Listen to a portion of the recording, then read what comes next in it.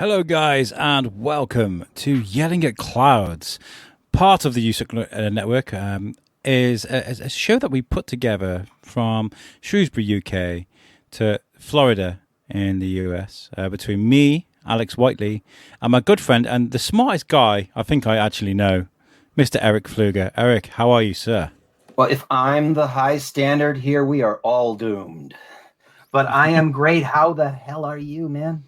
I'm good. It's been very busy, doing lots of stuff, radio and planning charity events and podcasting, and that don't stop really. But do you know what? Sometimes it's really good to just slow it down a little bit, and that's what I think Yelling at Clouds is all about. Just slow it down and think about things a little bit. To just take a nice break. It's not easy because there's real work in this. I've found that it's fun, but it is work that is fun. But I'm going to bring it all to you today on a subject that probably may not deserve all of this work, but okay. Now, at least one time each and every week, or each and every episode, I probably am going to look at something of mine, no matter how important or not important it is, and just kind of observe the impact it's made on my life. The film we are going to review today has had an absurd impact on my life, given how not that great it is. And we're talking about 1979's The Black Hole, made by Disney. And you have, I believe, had a chance to watch it. You're not always going to be obliged to do homework, but if you can, why the hell not? Oh, it's all part of the fun, isn't it? But when you said, I want you to take a look at my black hole, I got a little bit confused, Erik. Did you find anything wrong, Doctor? Or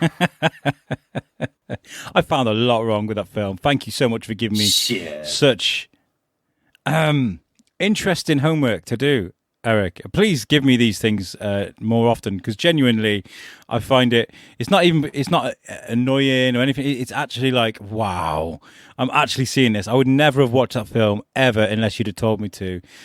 So I do I appreciate it. Genuinely appreciate it. So are you quite sure, or are you seeing it through gritted teeth?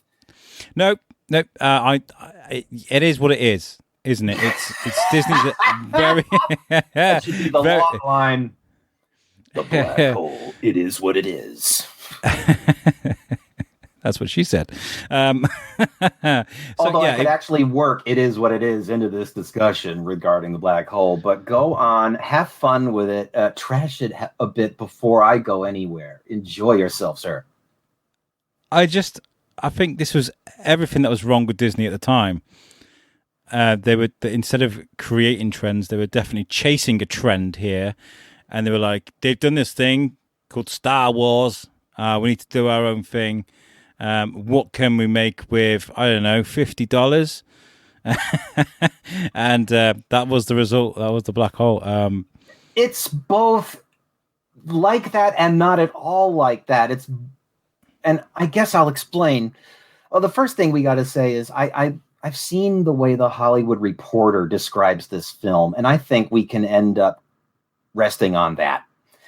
It calls this film, quote, an uneven mix of gothic drama, kiddie adventure, clunky dialogue and characters, cool but derivative robot designs, and retro-styled rockets amid a very colorful palette, a wonderfully moody John Barry score, and spectacular visuals thanks to signature animation techniques and ingenious matte-based special effects, unquote. All right, that's good enough, right?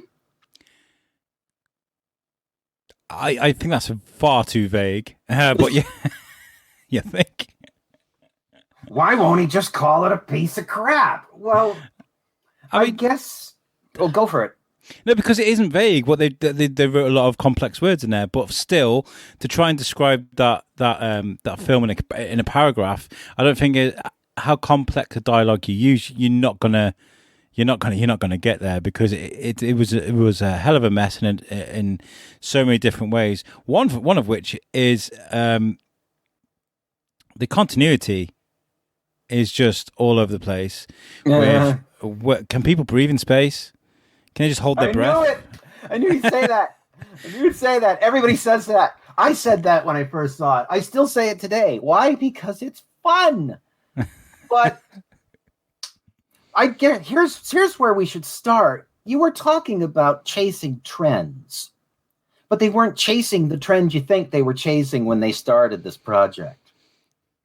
From what I understand, now I should point out first and foremost that I researched that cheese out of this film, considering that it's this film, right?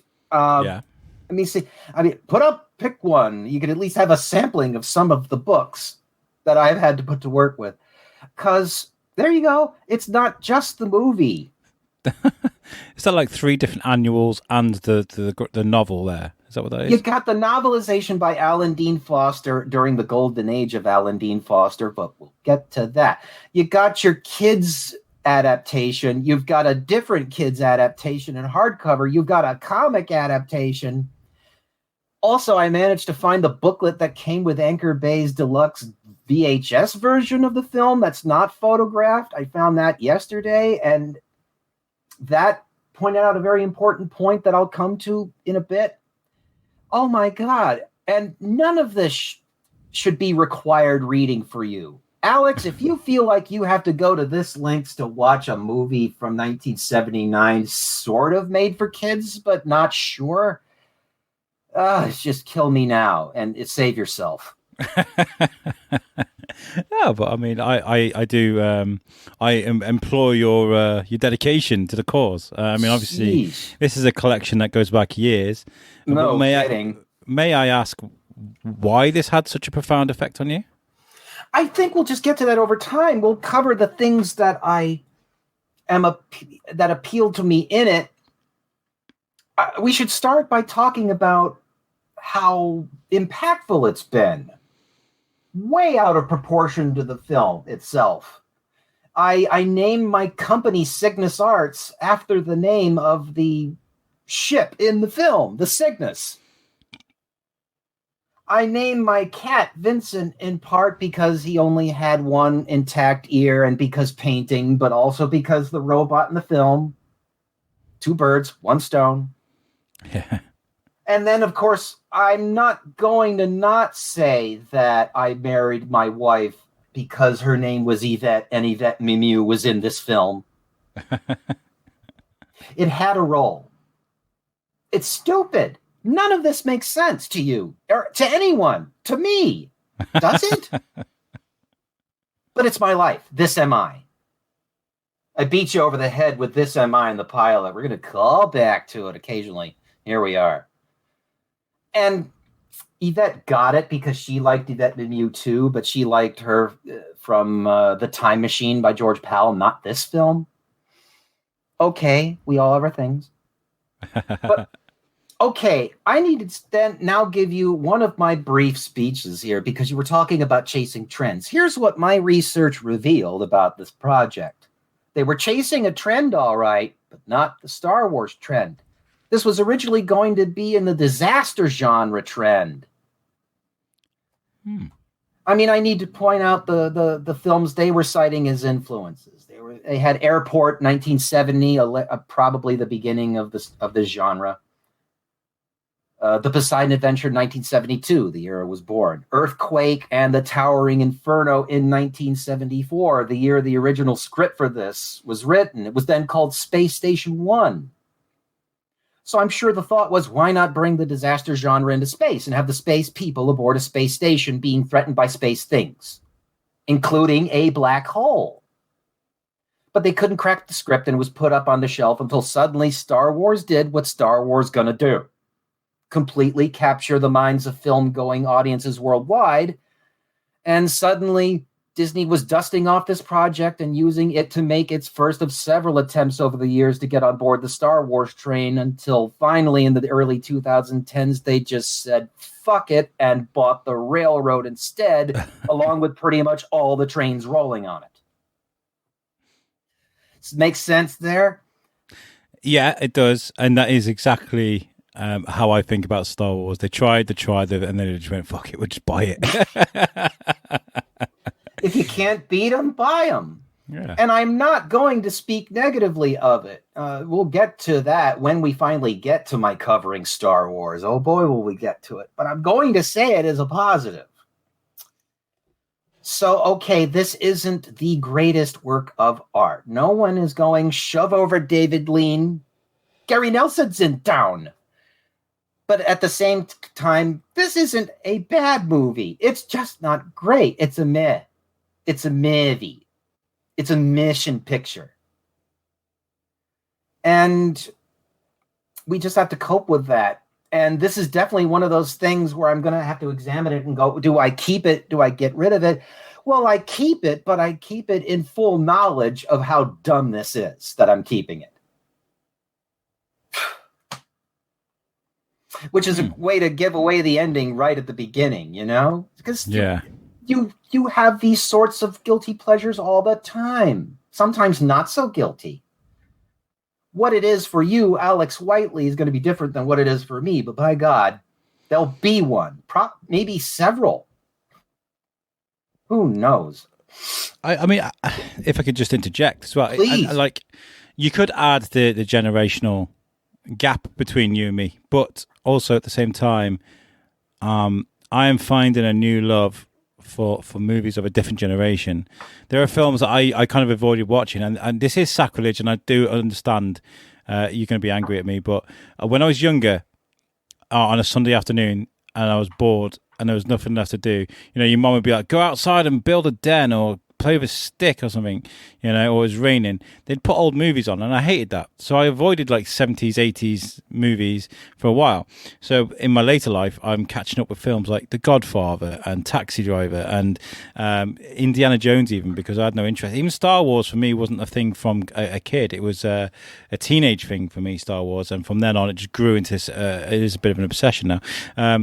So watching Black Hole, me looking at it as an older film, is not going to affect how I feel about the movie, because there were movies made around that era that were just, even today, mind-blowing. Alien, for one, you know, was just so brilliantly made and so visually stunning that, you know, and there wasn't that much difference between these films.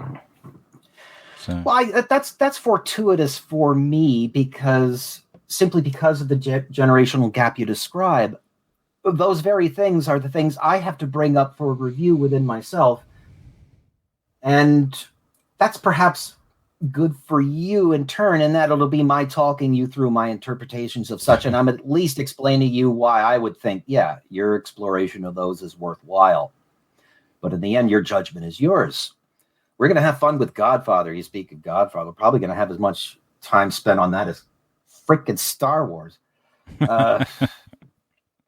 And then we'll bring Bruno on for that, because he'll be the perfect addition. He's gone to the trouble of reading the novels. Good man.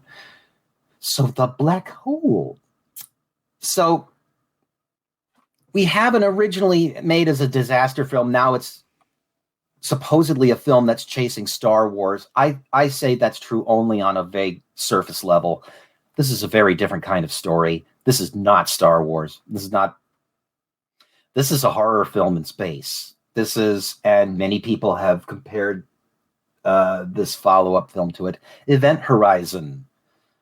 Yes, good shout. There's a film you probably have more familiarity with than this one before you saw it.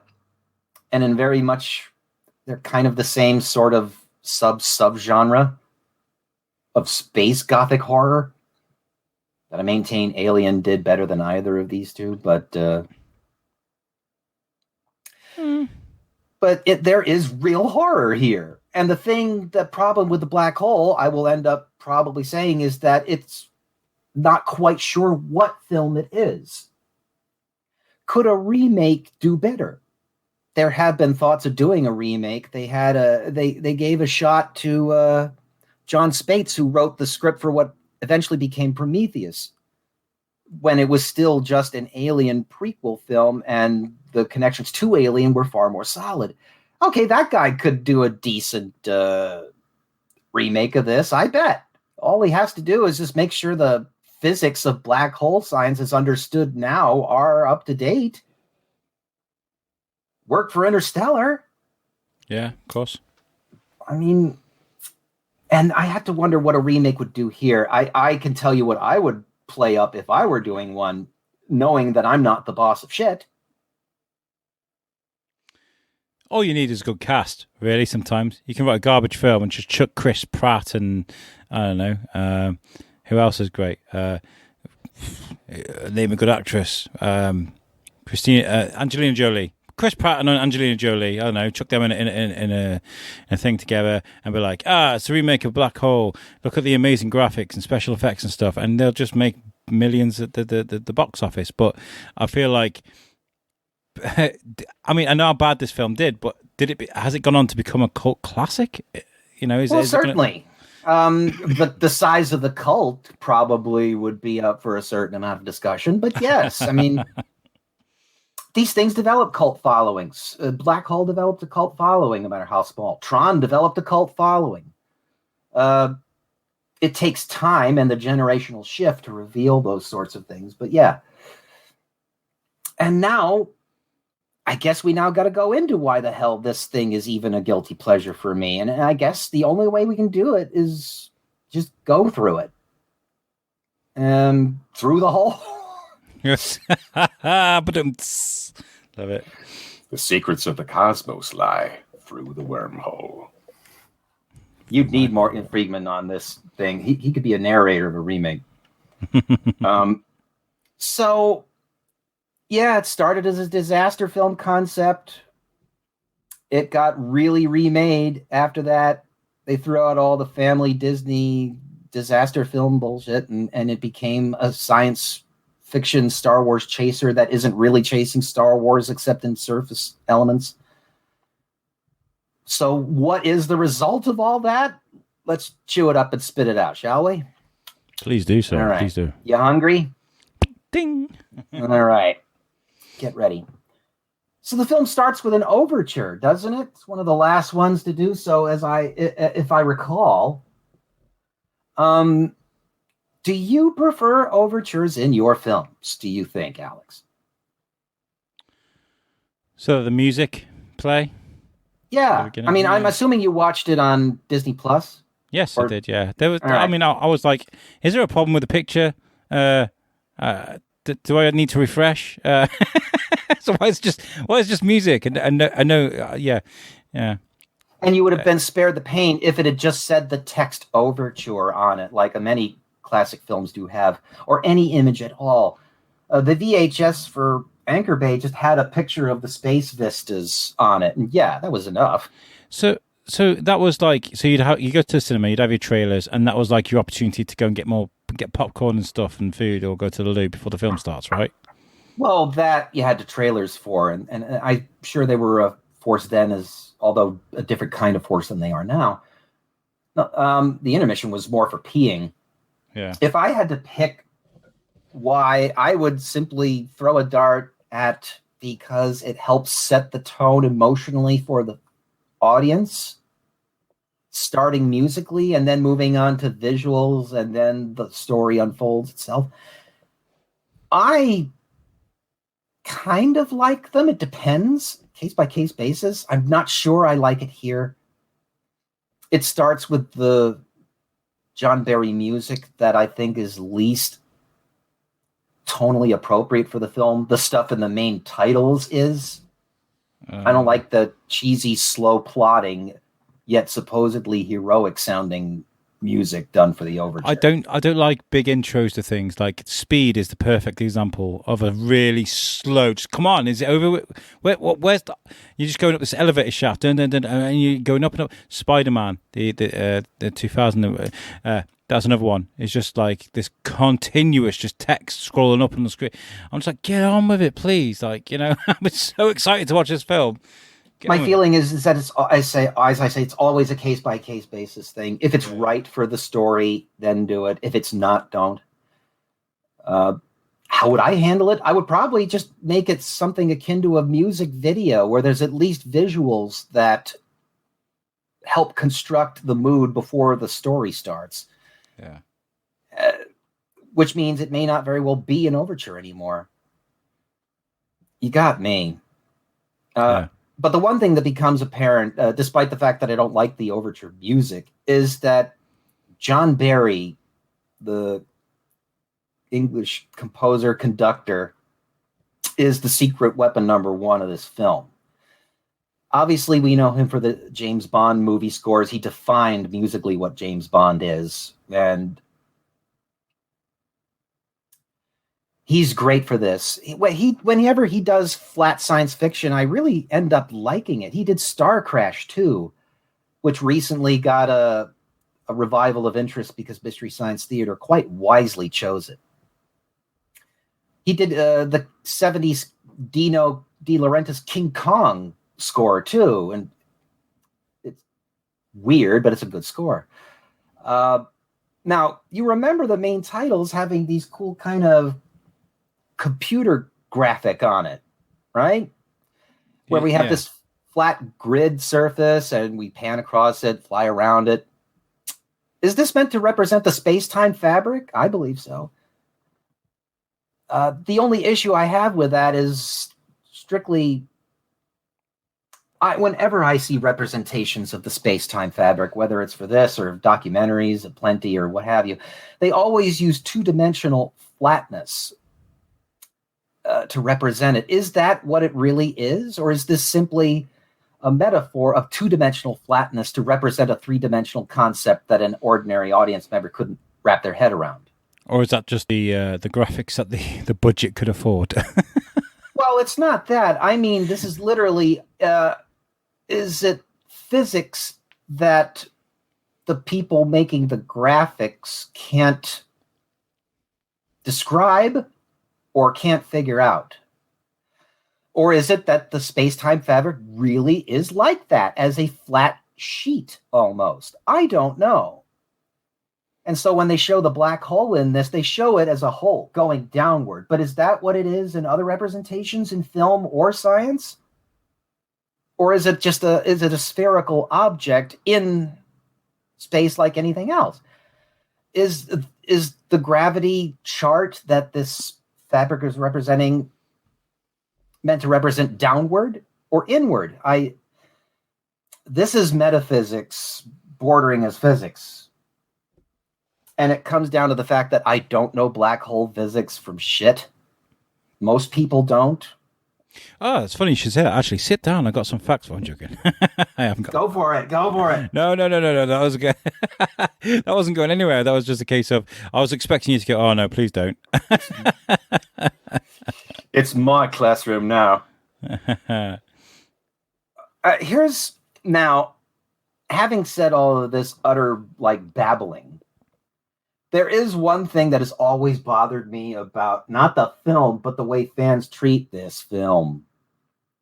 Everyone assumes that this film is set in the year 2130. It's not. It starts with the robot, Vincent, Roddy McDowell's voice, saying it's 2130, day 547. In other words, but everyone interprets 2130 as meaning the year. No, it's shipboard time.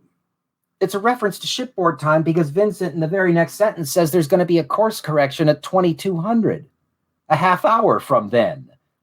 So it's, what is it, 9:30, 10:30? 9:30, yeah. 21:30. 24-hour clock.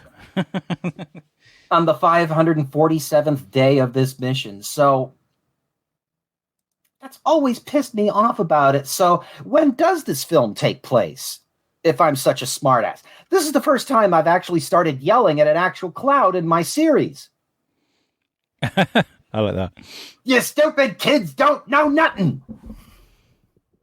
So when is this? Well, okay. Put up picture 2. Oh, and sorry. that will get me. Sorry. Here we go. That'll get me started. Okay. See that right up at the top of the thing, December 24th. Hello. Here begins a real interesting theme that's going to go through this film about religion. You might have picked up on it in the film. Shall I read that out?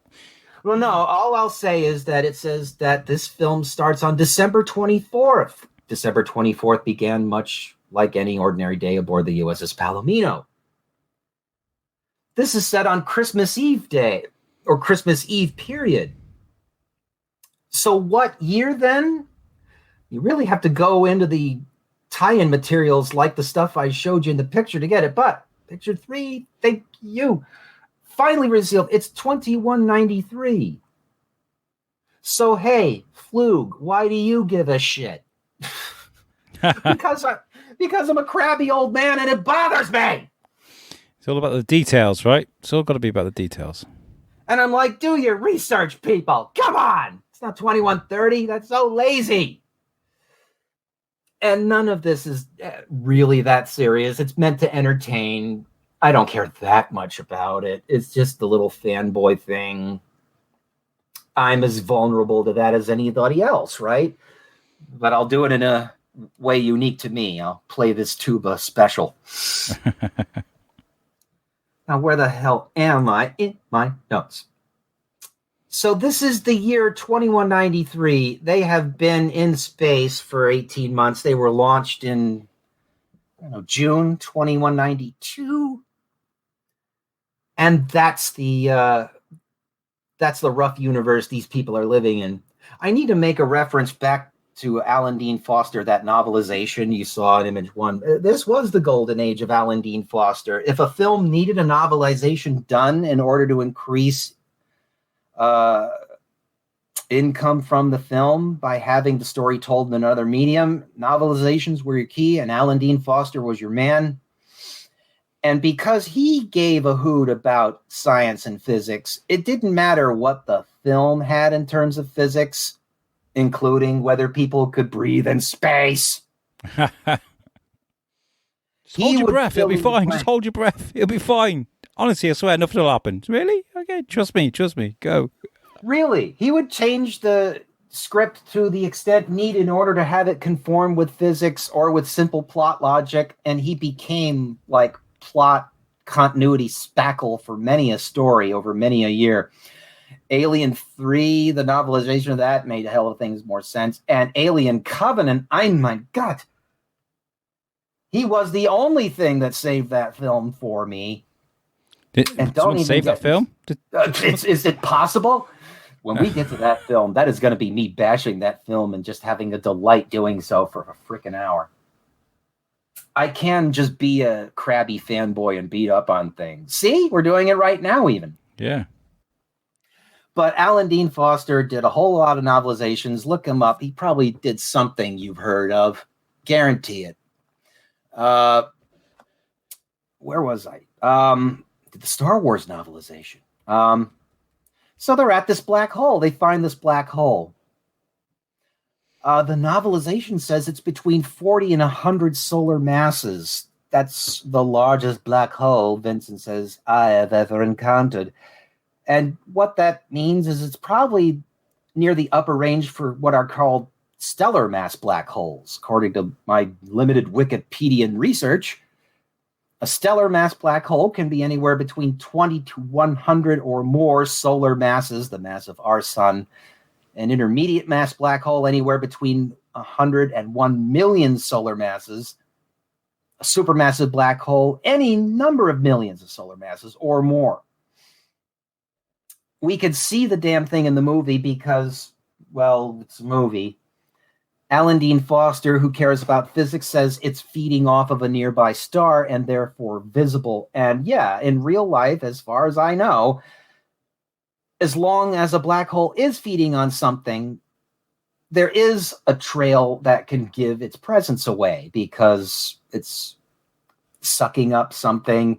The matter is being agitated up to high speeds, and therefore it gets very hot, and therefore you can see stuff. If it's not feeding off of something, the only way you could see it, according to modern understandings, to my uneducated head, is gravitational lensing effects. When gravity waves are so strong, then they bend light, but they also bend light around the black hole, and it makes it look like it's underwater or stretched or what have you. In other words, you could see it that way. Yeah. Also, this film takes an interesting aesthetic approach in that space isn't black, is it, in this movie? Not at all. It's like It's an bright. orangey, peachy color.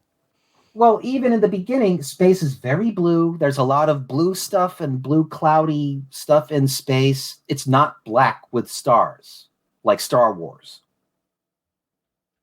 Obviously, that was deliberate, but I'm sure it was practical, too. I mean, a black hole and a derelict Cygnus that has all the lights turned off and is therefore black itself for a while in the film. Yeah, that necessitates a brighter background for contrast purposes. And it's a very creative approach to that. And I guess that's one of the first things I was always caught by. As to say, well, that's different. That's cool. That's trippy. And indeed, when there are shots in this film where it's just black space with stars and the ships are against it, and those shots, frankly, don't look as good. Do they? Or is it a thing you noticed? No, it's not a thing I noticed. I mean, there was a couple of scenes where there was like an orangey, peachy effect to the outer to space. When they get to the ship. black hole? Yeah. When it's all red and stuff? Yeah. But there's a reason for that, and both thematically and physics-wise, it makes sense. But here in the beginning of the film, it's all this blue, spacey stuff, and it looks more like space is painted on the side of your van. But I like that. I don't have a problem with it. That's a plus for me. Now,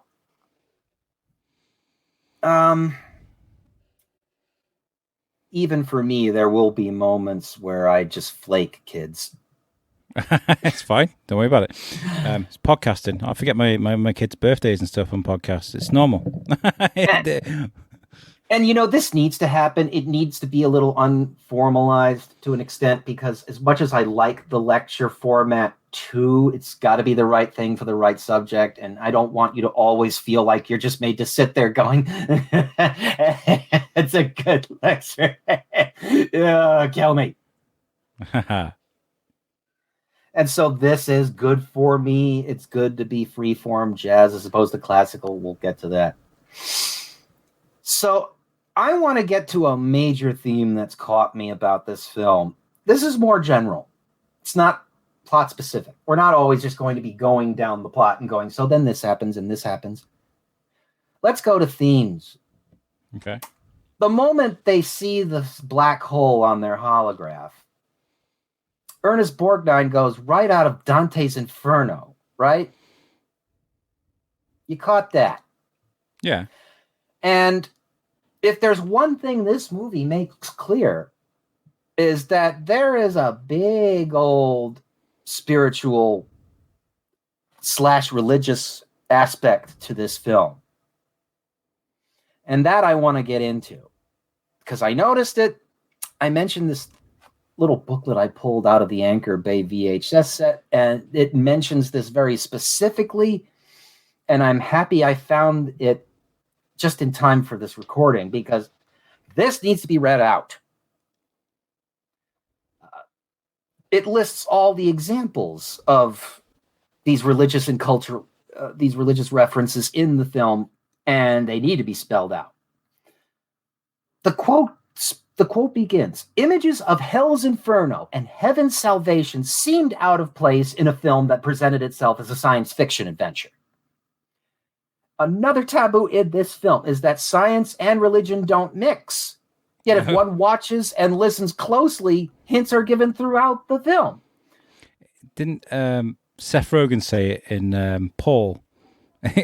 She's like the really religious girl that jumps in the RV, and she's like, "Oh my God, heaven and earth! There's no way it's true that you found an alien." And Seth Rogen goes, "Bitch! In fact, I'm the exact proof that there is no God." And he comes out, and it's really funny. Sorry, I went on a tangent. Well, I got to see that film clearly. Please watch that film. It's so good. It's so good. You'll love it. Be glad to. But think of how many references. This quote goes, "There are references to the divine, metaphysical, and mystical throughout the film." It starts right, as I said at the beginning. "Upon viewing the vortex of the black hole, Harry Booth exclaims, 'My God,' right out of Dante's Inferno. When the Cygnus alights, Lieutenant Charles Pizer states with the wonder of a child, like a tree on Christmas morning. They omit that he also looked at the black hole and said, every time I see one of those things, I expect to see a man in red with horns and a pitchfork. Really? That's the first place your mind goes? But okay, that's another example. Then Harry Booth waves his hand in front of a faceplate of one of Reinhardt's mechanized servants, and is like, that Reinhardt sure likes to play God. And then we get to later on in the film when Kate asks Dr. Durant, Anthony Perkins, does he want to go into the black hole with Reinhardt? He replies, on a glorious pilgrimage straight into what may be the mind of God. I do. That's a decent list, don't you think, Alex? Yeah, and it's stumped me as well. The whole religious aspect and science thing mixing together. And I was very lucky enough to go to a lecture at Shrewsbury Cathedral during the Darwin Festival a couple of years ago. And the guy that was running the lecture, I was very shocked to see wearing a collar. He was a man of faith, and I was like, okay, so he was a well-renowned scientist, physicist, and it blew me. And he explained that, it's okay to truly discover science and have belief at the same time. So I mean that kind of called it for me. It's like, okay, fine, because there's a lot of what religion is that is just a belief, So, mark this down for the future, because we'll be doing an episode on one French priest and paleontologist, Pierre Teilhard de Chardin. And when I lay out how he thought about the world, your mind will blow. So we're given a film in which a portion of the subtext is attached to very general Western cultural religious concepts.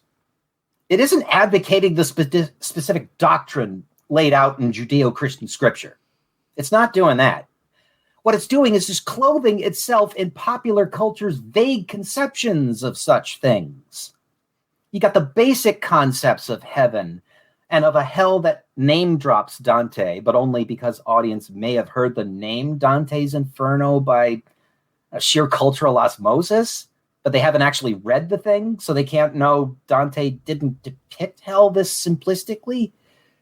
And then there's the basic concepts of a god and of a devil who looks like what popular culture says he looks like, without regard for what scripture has to say on the matter. Christ is there only in the sense that this takes place on Christmas. And that whole bit was cut out of the final film. You don't see it mentioned in there that this is Christmas Eve and they want to eat reconstituted Christmas turkey. So that aspect isn't even apparent unless you read the tie-in materials. And as I say, you shouldn't have to. I just happened to. So was it the writers who decided on this, or just was it the general mindset at Disney in the late 1970s? You asked me that earlier. I don't know the answer any more than you do. But I mean, the difference between this and Star Wars is Star Wars was set in a galaxy far, far, long time ago. So what we believe as religion wouldn't have existed. Sorry, my words. Trying to get them out. Whereas this is set in a very sort of not now, but a more believable setting. If you get me. Well, I guess my only issue is that they don't play this theme up enough, and it's not sophisticated enough in how it tries to execute it. Yeah. To establish my own stance on such themes in art, I'm never against the divine, the metaphysical, or the mystical in my art or in my movies. Do you think I ever would have gotten into Star Wars if that were the case? Do you think I would have started a portrait of the frickin' Force if that were the case?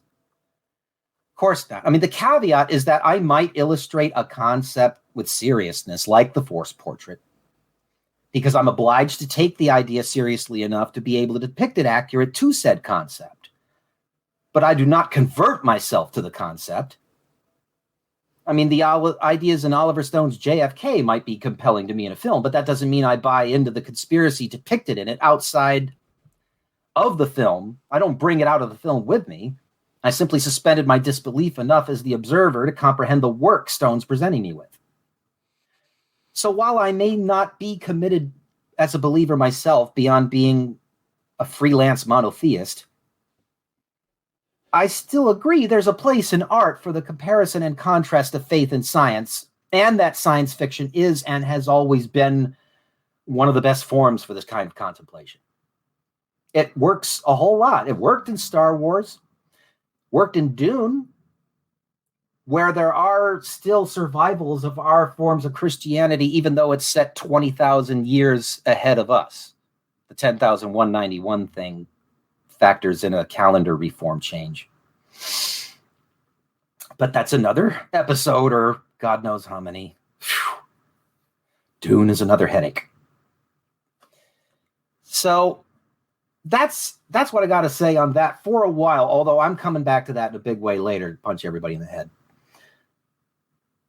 Anything you want to say about, say, the Palomino, how it looks to you? Because it looks like a very basic, unimpressive NASA design on purpose.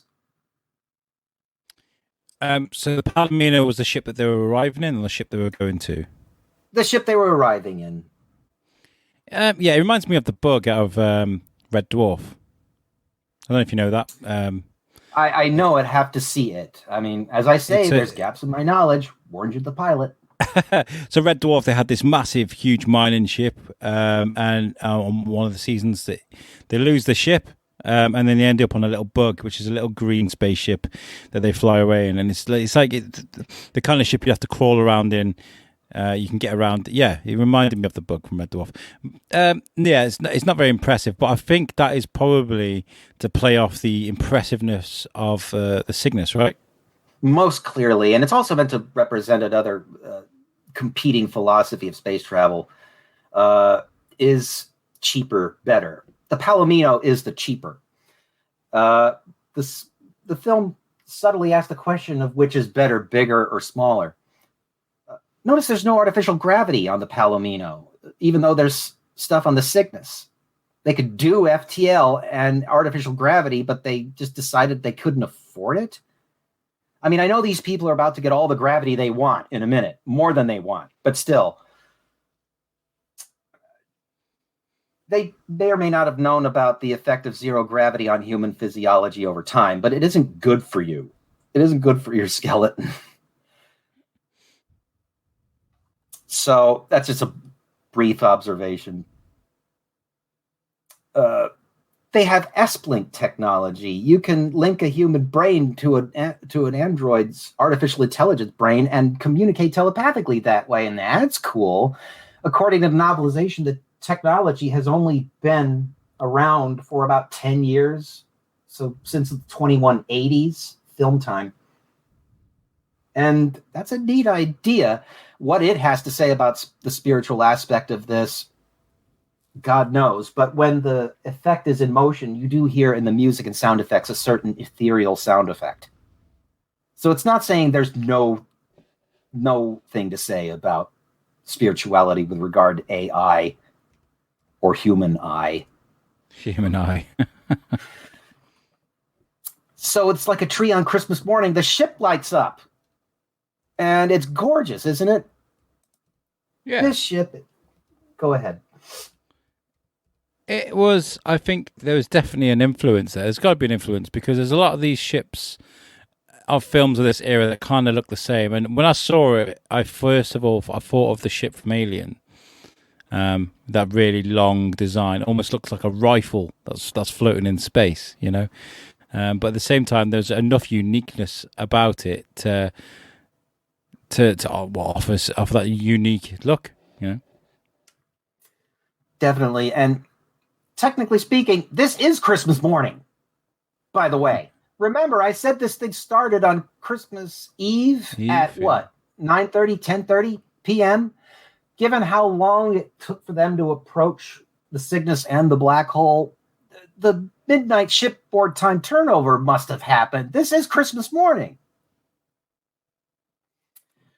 A general reminder of time placement. Yeah, it starts on Christmas Eve, goes all the way through Christmas Day. Ironically, Christmas Day 2193 is the worst day/night of these characters' frickin' lives.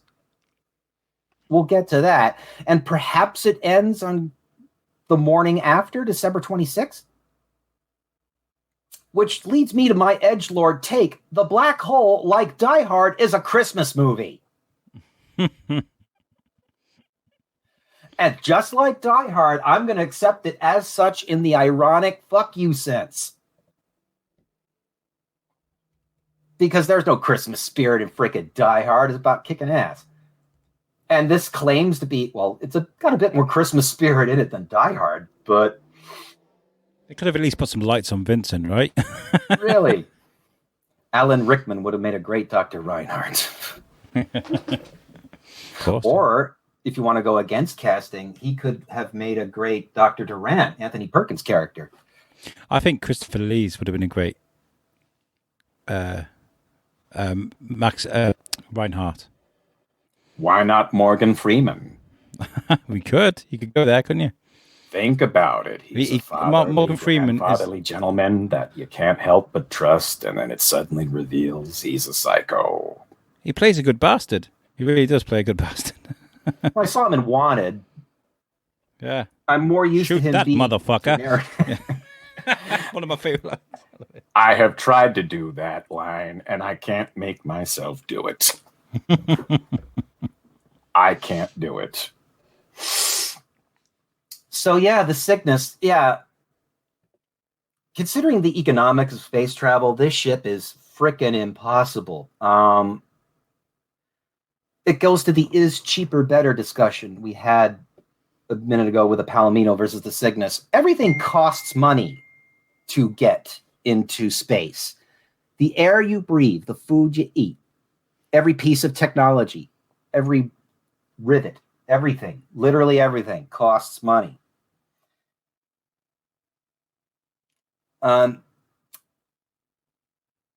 That means, by definition, that a ship like the Cygnus is impossible unless, as the film says, it was pushed through by a man of such force of will that it overcame opposition.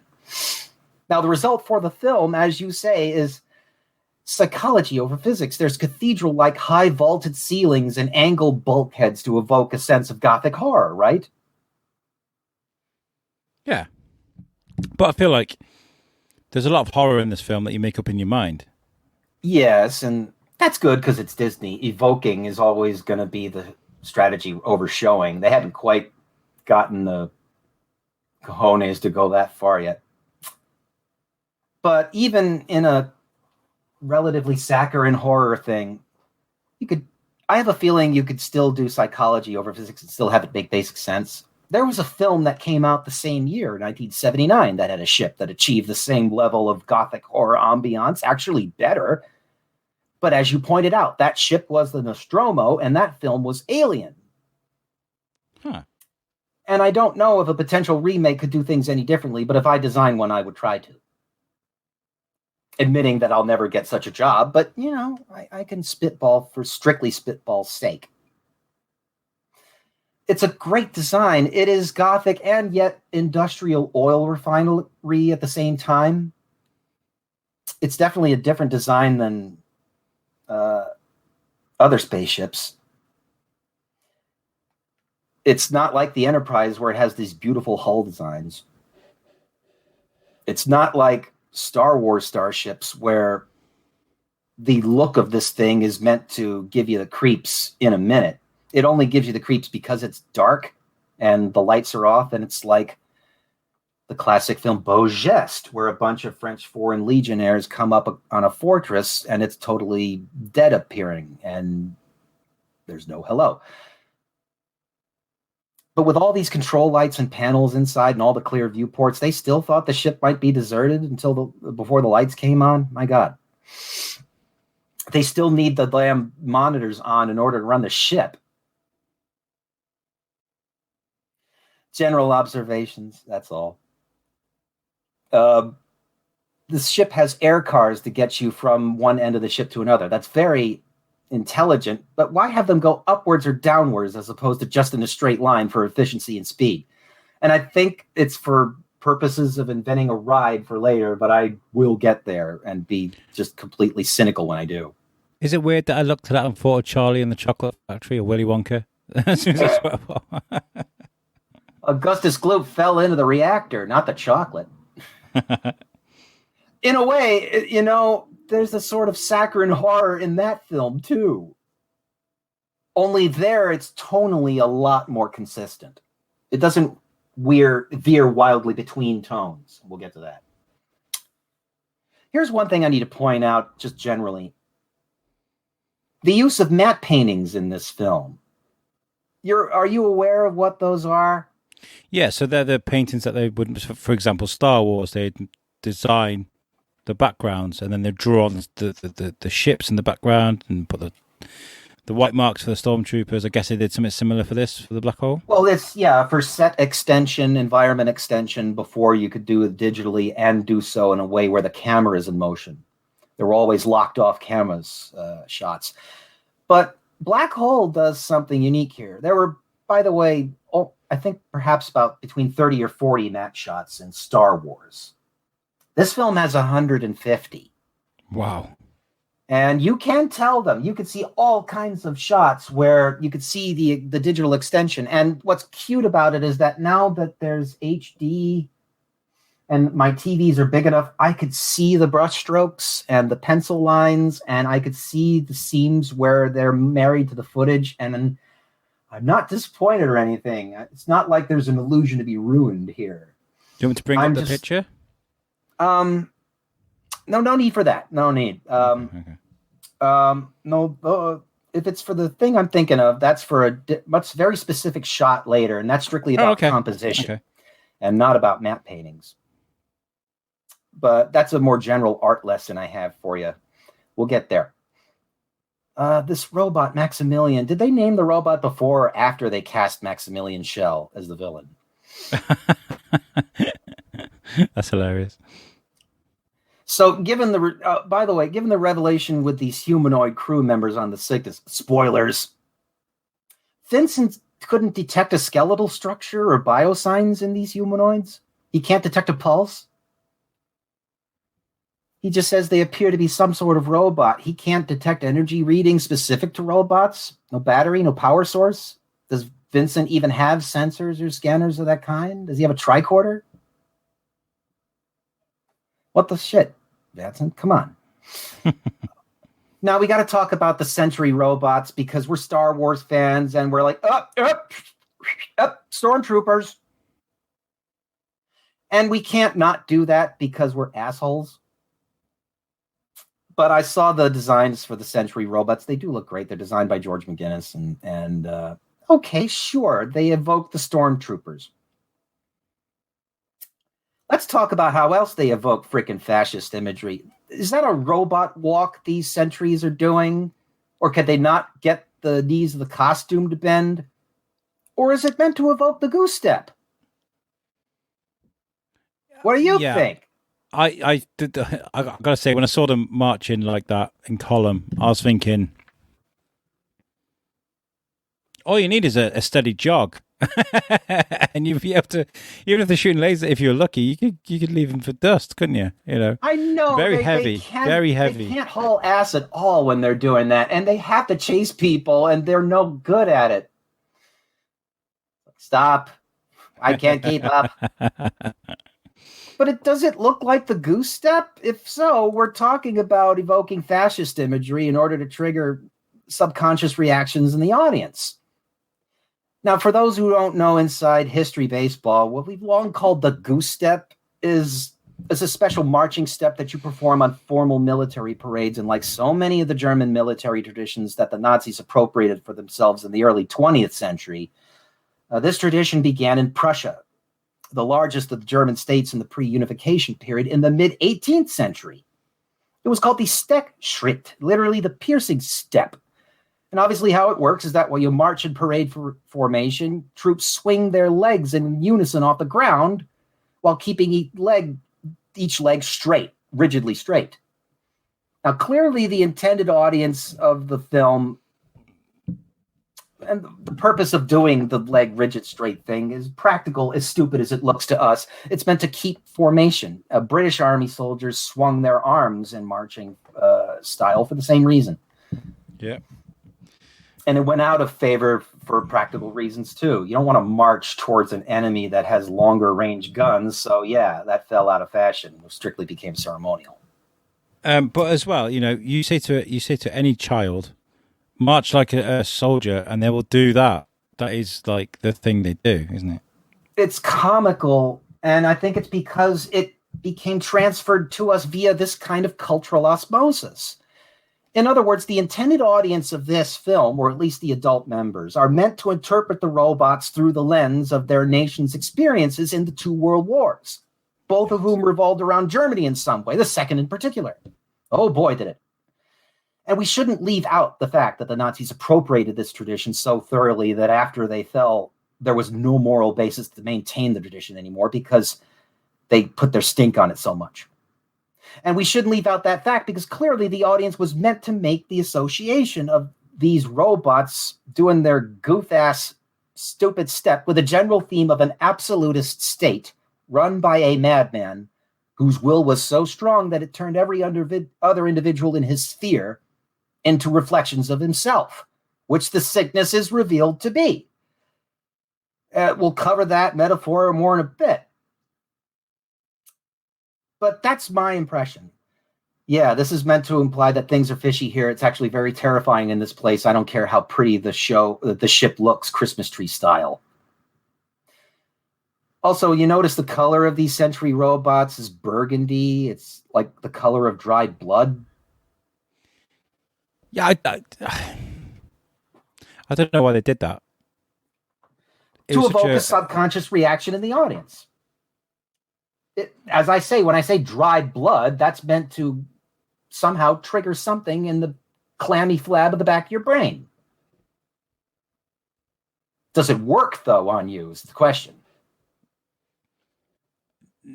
No. There is an aspect to this film that I found terrifying, but I'll get onto that when we get onto that. But the actual robots themselves, I found comical more than intimidating. Sorry, but that's because I've seen stormtroopers, and there's nothing scary about a stormtrooper. But at the same time, at least they moved like humans. Do you know what I mean? But they're meant to resemble skeleton skull guys. Don't you get it? There's a subconscious thing it's attempting to trigger. Terror styling, Star Wars calls it, and that's the intent. As opposed to the execution, we both agree about the execution. All right. One general observation, and Anthony Perkins is here, and I'm happy to have him here. Obviously, I loved him in Psycho. I like to play the game with people. Do you know that there are 2 people in this film that were actually in Psycho? Obviously, Anthony Perkins, but who else? Robert Forster was in Psycho. But it's a trick question because it was the remake that Gus Van Sant made, and he was playing the psychiatrist in that. Robert Forster was an absolute genius. I loved him as an actor. I thought he was fantastic in everything he was in, to be honest. Everybody who worked on this film had nothing but good to say on Robert Forster, and it seems everybody who ever works on anything with him has that to say about him. He's a consummate professional and a true sweetie. He's the only person I recognise from the cast, but then again, I'm not from that era.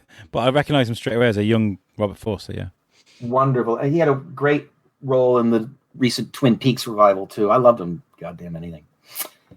But we get to Perkins. He's playing an acolyte of a fanatic, except he doesn't begin the film knowing he wants that. He's just so utterly bored with the fact that he's been out in space for 18 months and hasn't found shit. And now suddenly he's in orbit of this genius who is recognized as such and has a strength of will so strong that he overcomes all people around him. Perkins is the canary in the coal mine for that effect for us, the audience. And Perkins plays it so well. I totally got to give him props for this, regardless of anything else quality-wise.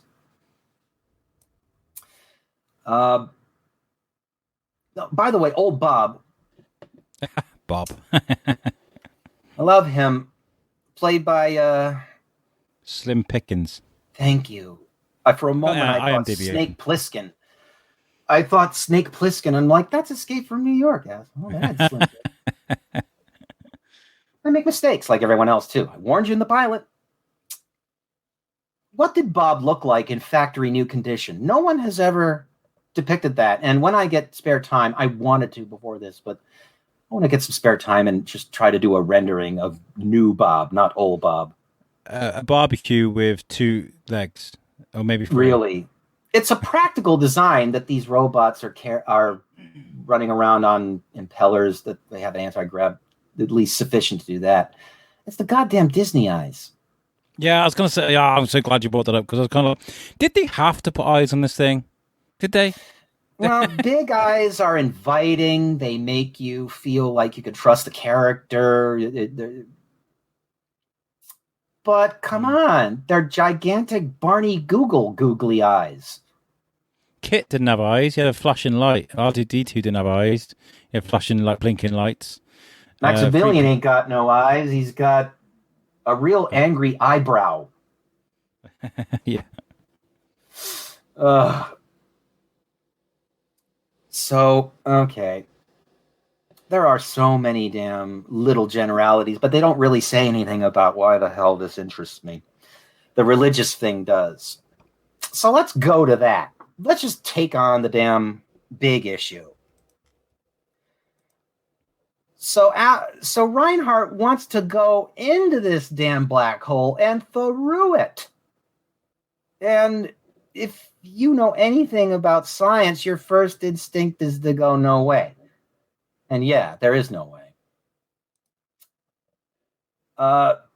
Reinhardt can do it because, as the film sort of indicates and the novel definitely indicates, he came up with 2 discoveries. He came up with a nullifier that bends gravity waves around his ship. That's what keeps it safe, and that's what he thinks will keep him safe in the black hole at the event horizon. Also, you can't do anything other than just hang around unless you have something that can get you to real speeds. For that, you need real power. So he finally he invents the big Trekkian trope of sci-fi propulsion, isolating and harnessing usable power from matter-antimatter reactions. Most geeks know what goes on there. Tiny amount of matter, tiny amount of antimatter, bring them together. The release of energy is huge. His brain is that good. He's figured out how to do it. All of this is just basic technobabble. I don't go into the physics of technobabble that much in this movie because it doesn't matter. And in any case, it's been superseded by, 30, 40, 50 years of physics since. I don't care about that. It's what Reinhardt wants to do. It's his ambition that makes this thing interesting. He wants to go into the black hole, yeah, but why? To start with, the film says he wants, quote-unquote, life forever. It's a bit more complicated than that. Yeah, if you hang around 40 years at the event horizon, 1,000 years might pass on Earth, and for you, that would still only be 40 years. But you wouldn't extend your actual lifetime that way. But if he passes through the center, Reinhardt thinks whatever universe he emerges into is different to human conceptions of time. Those 40 years could extend to 400, 4,000. They may not be an upper limit to his lifespan at all. If the aging process is effectively arrested, that's life eternal. But the novel makes clear this isn't just about life forever. This is where the novel really comes in handy and where the really interesting idea goes. Now we're getting to the literal Charles Manson level of where Reinhardt's head is at. He describes this in the novel in terms of conquest. I don't think victorious is too strong a claim for the triumph I shall experience, he says. And when I have done what I say I shall do, others will try to follow, and if successful in such attempts, they will then have to deal with me. What the hell does that mean? We're talking about whoever coming in after him would have no role to play in his new universe unless they do what everyone else around him has done, subordinate their wills to his. And if necessary, he's created the beginning of his own entirely self-sustaining mechanical civilization which bends to his discipline, and that's quite enough for him. It's probably even preferable. So no, it's not about expanding human knowledge. Reinhardt doesn't give a shit, 1/8 of a shit, about expanding knowledge of what goes on inside a black hole. Reinhardt wants to storm the gates of heaven, so to speak, and cast God down from his throne. And when he does, it's his, and he's keeping it. That's fucked up. But hey, again, with the religious and or metaphysical theme being developed further and now tied to the utterly common human failing, hubris. And again, this can be focused further in a remake. The contrast of faith versus the complete and utter indifference of the universe, as science depicts it. The various crew members aboard the Palomino may have varying degrees of belief or lack of belief in a god. Durant probably finds what evidence of God he needs in his study of God's creation, the universe itself. His language clearly leans that way. But that doesn't necessarily spell out his religious views. Reinhardt definitely believes in a god, but he thinks that he's it. But what about the black hole? The black hole doesn't believe shit. The black hole is simply reality. It's the mysterium tremendum et fascinans, the mystery of existence that both fascinates people and makes them tremble, for which the concept of God is a completely inadequate metaphor in this case. It, like the universe itself, is indifferent, beyond our comprehension. This black hole is a flame that this stupid genius asshole moth is going to annihilate himself against. That's creepy. What do you think? I mean, I saw this as soon as I started listening to the way Hans was talking. I just thought this guy's been alone for far too long. I thought they were playing off the space dementia thing. That's generally what I thought. That works too. Which leads right into my next point. What happens when one person's force of character or personality is powerful enough to establish a zone around themselves that the outside world cannot penetrate? We have seen this phenomenon over and over and over and over. And it's been used both for good and for ill purposes. It happens with celebrities a lot. Prince, Kevin Smith described it as Prince World in there. It was kind of hermetically sealed environment in which Prince World and Prince's will was what went on in Prince World. Michael Jackson, same. Elvis Presley, same. A lot of celebrities, same. What about the less frivolous versions, the more serious ones? What about criminals? What about cult leaders? What about heads of governments? Hitler, one of them.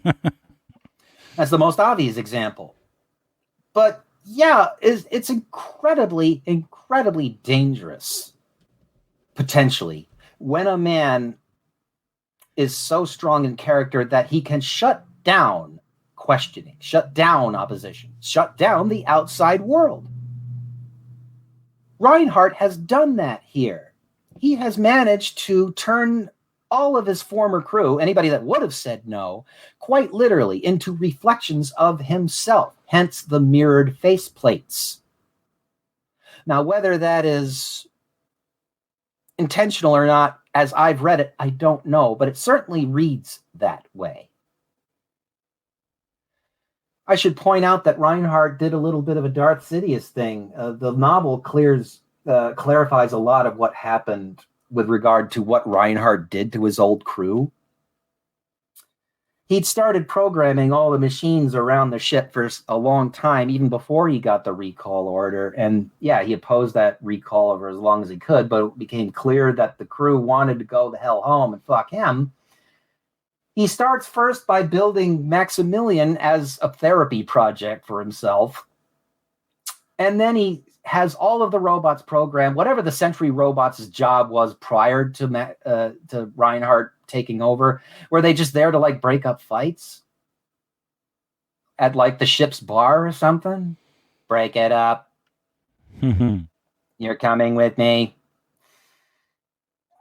But then suddenly he activates the programming. He's stuck in all these robots. They take over, not even really knowing. It's Order 66 all over again. And they either kill the ones who are resisting, drag the ones who are off to the hospital, and create literal robots, non-entities, non-humans, people that will not say no.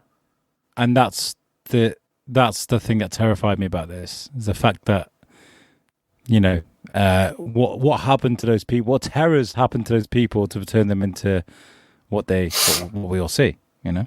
Yeah. And as I said, I think it pretty much describes something pretty horrifying, and there are parts of the film that at least hint at that. Like when Robert Forster's going through the old crew quarters, you hear this kind of a sad, wistful music that's, at least at some very vague between the lines level, hints at the horror these people went through. And it was a horror. Now let's talk about how the crew finally becomes aware of that horror. And it gives me an opportunity, Alex, to talk about a simple thing. Shot composition. And I'll try to get it done very quickly. Let's start with that next image I put up. There it is. And that's just me giving you a simple hint of the thing. This is going to be all about basic composition, i.e. where your eye is directed in the shot, in the image, and how that can arrest the eye or help to. Remember what I said about balancing this from that in the last episode? Yes. This is an example of that. The shot starts with Yvette Mimieux being the center of focus because she's moving. The shot starts with her moving around, turning around, looking around at all these people, and realizing just what the shit. But now let's go on to the next image. And I just marked out these lines. What they're meant to represent are the direction your eyes are meant to go in the shot. Here's Yvette Mimieux. As I said, she's at the center. She's the center of your attention at the start of things because she's moving around. Your eye pretty much should be at where her head is. It could go to the left, but then it's cut off by the end of the shot. Your eye goes back to her. So it can only go forward. Now notice there is an angle where from the very humanoid at the left of the shot, going through her head and her eye line, through Reinhardt and Durant's eye lines and heads, all the way to the other end of the shot, where the two humanoids are. And there is an implication of a straight line. Now from point A as marked to point B. Now my thought is that's deliberate. That's how you compose a shot. So as to direct your eye from the left through the shot to the right, and then back, because at the edge of the frame, which we also talked about, there's nowhere for the eye to go. It's got to circle backwards toward the center. And that's right where, at the exact point where Reinhardt and Durant move. He says, reactors on. Anthony Perkins looks around in childlike innocence. And you realize very quickly the intent of the shot is meant to, first, it revealed to the audience how vulnerable Yvette Mimieux is in this moment. She is one of only two people who aren't fully aware of what's going on. She has just been made aware of what's going on, and she is surrounded by threats. Utterly vulnerable. And now... the guys are listening on the podcast, not watching on YouTube. We will put these pictures up on the USUK Facebook page, not the group, the page. Okay, so you can look at these. Cool. And then after Yvette Mimieux is revealed as vulnerable, now Anthony Perkins is revealed as incredibly vulnerable. More so because he's utterly trusting. He's naive and a child. Durant's problem is he too is a romantic, just like Reinhardt, but there are limits for Durant. He too wants to dash himself against a great revelation like a moth against the flame and establish his place in history. And he has his revelation, but it's not the one he intended. He realizes just what a monster Reinhardt is. In a shot that, frankly, wouldn't expect out of a Disney film, but they were trying to not be a Disney film after all. This zombie-looking face that breathes heavy. If they're breathing heavy like this, couldn't anybody detect breath coming in and out of the little holes in the faceplate? Or here? Do the humanoids need those faceplates to breathe, or is he breathing that heavily for another reason? Yeah. And so Durant has his death. Not exactly a Disney death, is it? Also, zombie drone humanoids aren't very Disney either. Also, no, intimate, personal, physical violation really isn't Disney either. But that's what's at stake here for Yvette Mimieux, Dr. Kate McRae. I mean, seeing Maximilian literally drill a hole in someone's chest. You don't see it, obviously. You're left to imagine what's happened. But I was looking at this and I'm thinking, oh, that's a bit dark for Disney. And it was improvised. The original script and the novel has him get hit by a laser, and that's it. This is much better. He's holding up all this valuable information that he's been trying to preserve. It doesn't save him, obviously. Anthony Perkins is bloodless, man. No blood. All you have in order to get a sense of this is Anthony Perkins' performance, and it sells the gruesomeness of this. Yes. Yes, it does. So now there's a chase going through this film. Here's where I want to talk about the damn tonal shifts. Okay, now it's officially turned into Star Wars. Right? Yeah, of course, yeah. It's because followed a similar narrative. Well, here's where I'm talking about the tonal shifts. It starts as Star Trek, as guys exploring the universe and going to see what they find. And then it becomes Beau Geste, where they find upon a lost ghost ship. And now it's Texas Chainsaw Massacre, because it's revealed that this is a horror place and everybody in it is just completely messed with in ways we don't want to discuss. Now it's Star Wars. And before we get to the end of this, it'll be 2001: A Space Odyssey. And that's a problem. This film needed a more consistent tone.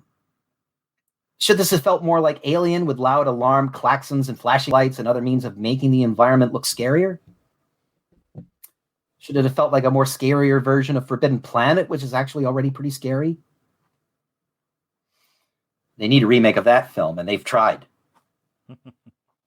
Just as an observation, the hand animated laser and thruster effects are great because it's Disney. The laser sound effects are reused in the G.I. Joe cartoon that I grew up on. Really? That's a cool fact. Ask Eddie Pence, he'll tell you. And I intend to lure him onto the show, and we'll probably talk about something that'll tickle his fancy. But the G.I. Joe lore never hurts.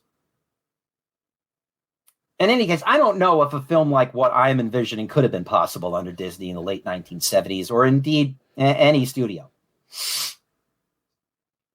I would love to see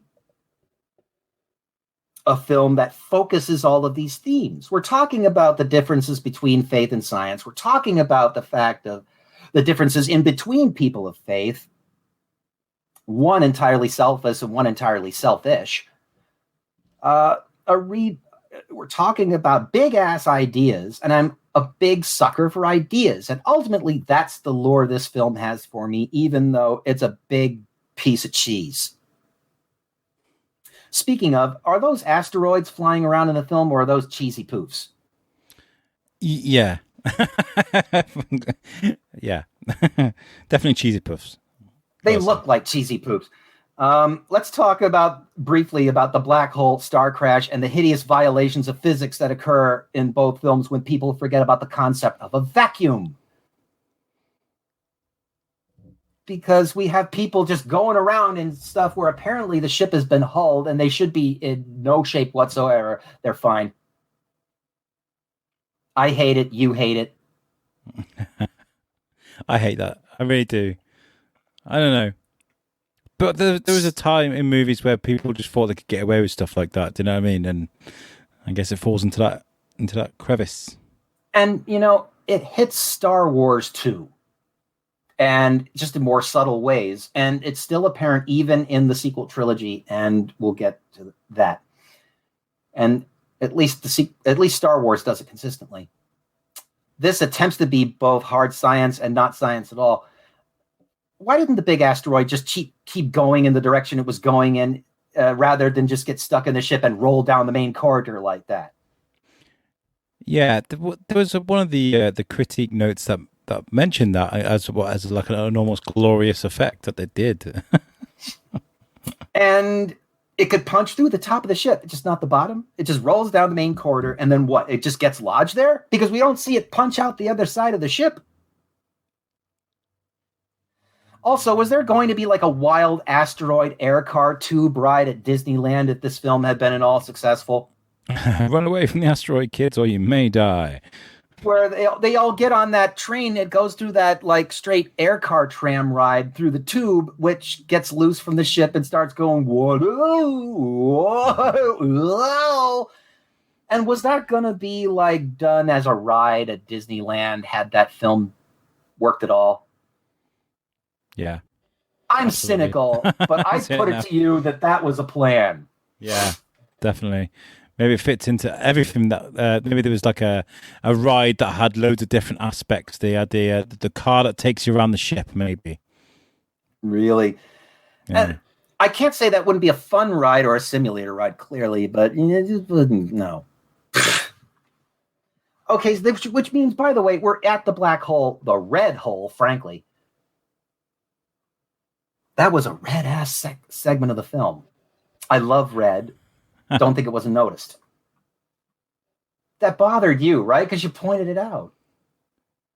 Yeah, it did, because I just thought it would. I mean, cinematically, it doesn't make for good imagery. I don't think. I feel like a lot gets lost in that red vastness, and it didn't look good for me. No, I'm not. Yeah. I'm not saying there's no physics reasons for it, as stuff gets pulled into the black hole faster and faster and faster, it gets excited and gets hotter, and therefore, yes, there would be glowing going on. You've seen that in other movies. But wow, it's all red paint. And I love paint in tank special effects, but I don't know about this. I mean, they're not Leonard Susskind, by God, but they're trying to have an interesting black hole, but it's execution again. Reinhardt's death is interesting. All light, not bad as last words go. I'm guessing in the book, and I'm guessing in real world physics, the control tower gets pulled off from the rest of the ship and falls in on its own. It was hulled prior to that, so he would have been sucked out the damn window and just died in vacuum. We need to talk about the effect of spaghettification. Alex, the last picture, if you please. Coming right up, sir. Here you go. Here's your picture. This picture tells us probably a little more about what really would be happening to Dr. Reinhardt in this damn thing, and probably would be covered in a remake. Let's let Wikipedia describe the basics of it. Let's talk about Let's talk about a fictional astronaut with gas. Brilliant, Eric. Oh, right. Ladies and gentlemen, Erik Pflueger. He's here all night. Thank you. I'm here all week at the Chuckle Hut. And this fictional astronaut passes through the black hole's event horizon. He's stretched like spaghetti because of the gravitational gradient, the difference in strength from where it's pulling on its head to where it's pulling on its toe. I mean, the gravity force exerted by the singularity, again, according to Wikipedia, is much stronger at one end of your body, in this case, the feet, than the other, in this case, the head. So if one were to fall into the black hole feet first, the gravity at their feet would be much stronger. The person is caused to be vertically stretched. And the right side of the body will be pulled to the left, and the left side to the right, horizontally compressing you. basically, your body will be stretched and stretched and stretched until it becomes a thin, pasta-like string of plasma. So you're going to die. You're going to die. Now, let's imagine that he falls through the event horizon feet first, because it means it'll take that much longer for him to frickin' die, and he dies that much frickin' slower, dick. Now, could a shot in a modern film do that? Depict that? A long tracking shot of him being pulled into spaghetti in horrid agony. That's both weird and cool. I think they could. Don't see why it's not possible. But surely with a time dilation thing that's going on, it would take your feet a lot longer to go through. You know what I mean? Like your feet, you'd rejoin with your body, no matter how stretched, ridiculous amounts of years. Do you know what I mean? So your feet could possibly end up years older than the rest of your body. Does that make sense? Yeah, this is where we get into the weeds on what black holes are like. And for this, I must defer to actual experts, not my dumb ass, who just Wikipedia'd things for a movie made in 1979. And that said, though, let's see what that movie does with this black hole.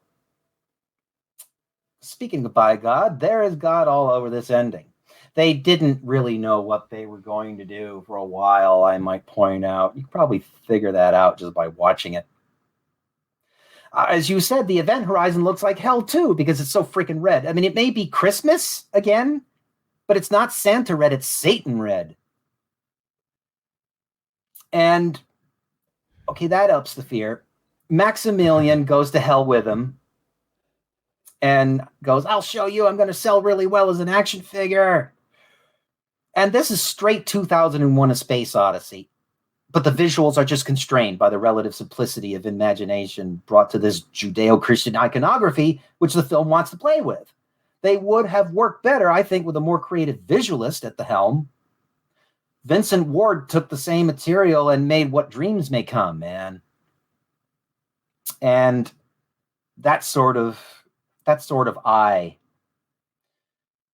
needs to be done. A remake could do a better take on the spiritual angle with a better budget, better focus, and a better result, I assume. Trippy as hell, quite conceivably transgressive as hell, but you'd remember it, wouldn't you? Also, now when we get to hell, it's pink. We're in pink hell because Reinhardt's floating around in this kind of pink space. Is it because Reinhardt and Maximilian get together? And then they go to hell, and it's not even a Dante-type underworld. I have 3 translations and 1 modernized translation of Dante's Inferno. Let me assure you, Dante's Inferno is far more elaborate, way more organized, and far more imaginative. And that's why it became the last word on the genre of vision literature for centuries.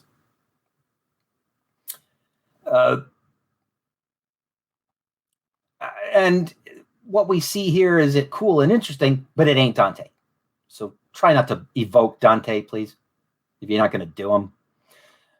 And we're in blue heaven, red hell, pink hell, and blue heaven. The visuals here are very interesting because because of the mirrored image of this corridor they go down. I don't need the angel. I like how it ends with this white hole, and the physics of a white hole or white fountain are known, just not by me. All intents and purposes, they're the reverse of a black hole. If a black hole sucks in matter, draws in matter, a white hole or white fountain actually expels matter into the universe, or a universe. We need to factor in that they may have just passed through an actual wormhole, which links to completely separate points in space and time, possibly including 2 different universes. Which leads to the last question. Alex, where the hell are these people? There we go. All right. Can you hear me? Yes, clearly. Can you? Yeah, I don't know what happened. My PC crashed like 90s style. You know when everything used to just freeze up? couldn't click anything, so you'd have to do a hard reset. That's what happened to me. So you said, I don't know if this goes by your notes, but you said, which leads me to one final question. So what I'll do is I'll just piece them up together for the YouTube video. It's going to be a bit more difficult, but if you are listening to this or watching this on YouTube and you're wondering why there's a real hard edit in this video, because technology has let me down. So Erik, I'll please pass you back the mic. So you said, which leads me to my final question. Which leads me to my final question: where the hell are these people? Yes. For that matter, where are we, you and I? Sorry, audience. Technical difficulties can happen. We are made of human flesh. Yes. It'll be a hard edit, but hopefully a big gap of silence won't be there, and that's all that matters. Me going, what the fuck's going on? We fell into the black hole, and now we're gone, and you're just supposed to listen to two empty microphones. We got spaghettied. That sounds good, man. Okay, where are they? Do you have an answer, Alex, first? What do you think?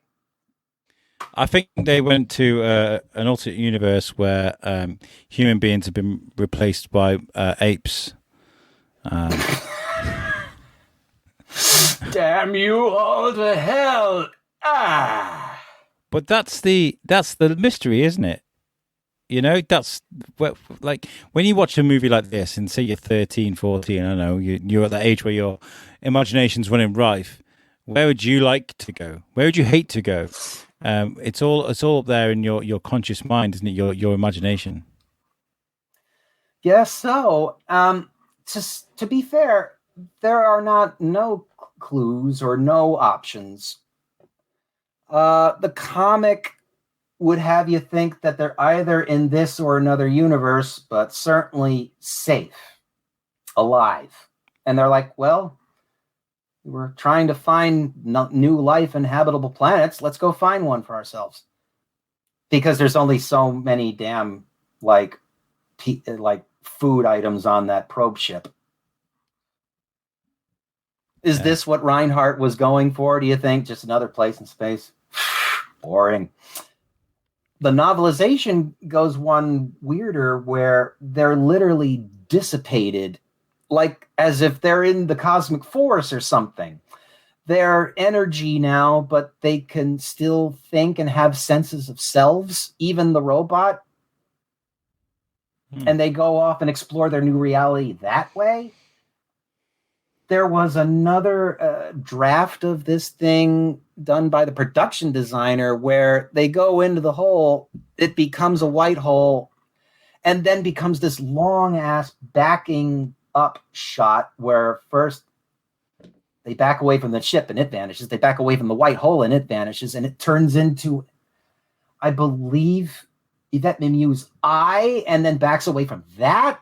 And then backs away from more. And then finally it's revealed that they're backing away from the point on the Sistine Chapel where God and Adam's fingers are touching. And then they back away from that into a full shot of the Sistine Chapel with Yvette Mimieux just sitting there looking up at it. Now, they couldn't afford that in a million years back then. They could do it now. I'm a big fan of long tracking shots. Go on YouTube and look up what's called Powers of 10 sometime. Just because it's cool. That would have been interesting, impossible to achieve. What would have worked for you, Alex, as an ending, as an answer to all this? Where would you want to do it? I would have liked to have seen them just evaporate to nothing. Just gone, just dust in it, just dust in the wind that may have existed in this version of space they created. No, I like films that aren't.